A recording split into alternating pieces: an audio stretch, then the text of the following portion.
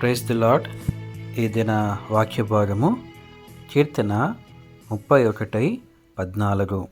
యెహోవా నీ యందు నమ్మిక ఉంచి ఉన్నాను.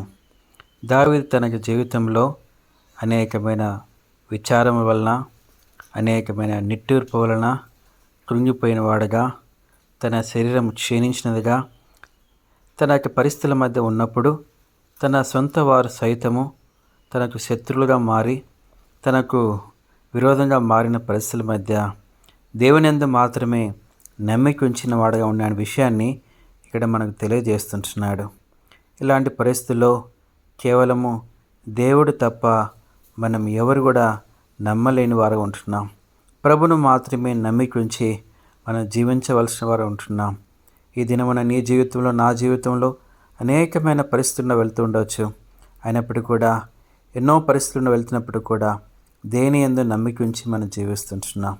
అందుకే భక్తుడు అలాంటి పరిస్థితుల్లో సైతం ఇలాంటి నిరీక్షణ కలిగినవాడు ఉన్నాన్ని బట్టి నిబ్బరంగా, ధైర్యంగా ఉండగలుగుతూ వచ్చాడు. అంతేకాకుండా ఈ దినమున నీకు నాకు ఇలాగ దేవుని మాత్రమే నమ్మిక ఉంచని జీవించమని హెచ్చరించేవాడు ఉంటూ వచ్చాడు.